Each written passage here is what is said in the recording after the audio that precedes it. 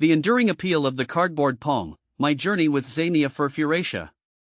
Few houseplants manage to be both visually striking and stubbornly resilient, but the Zamia furfuracea, also known as the cardboard palm, achieves this feat with effortless grace.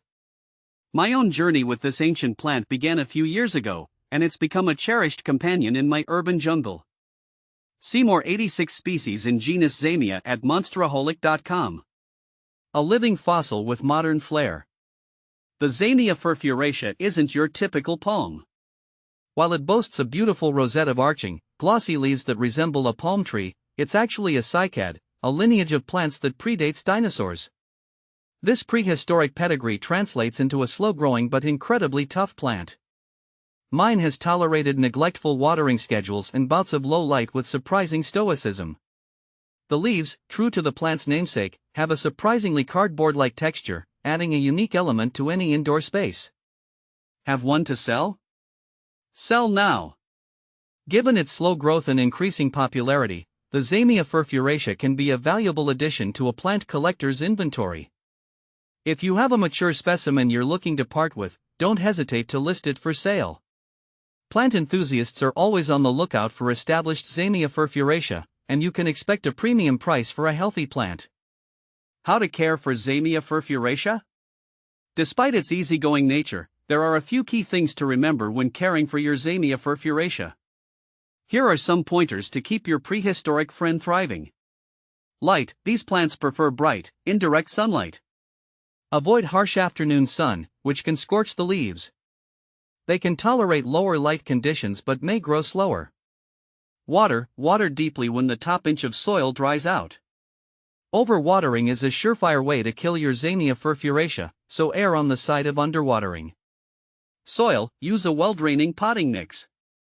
A cactus or palm mix is a good option. Fertilizer: a light feeding of a balanced fertilizer once a month during the growing season, spring and summer, is sufficient. How to propagate Zamia furfuracea? The slow growth of the Zamia furfuracea can be a virtue if you prefer low-maintenance plants. However, if you'd like to propagate your plant and share the joy with others, there are two main methods.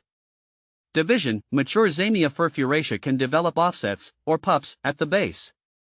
These pups can be carefully separated from the mother plant when they reach a manageable size. Seeds: this method takes considerably longer, but it's a rewarding way to witness the entire life cycle of the plant. Seeds can take several months to germinate, and seedlings will grow very slowly.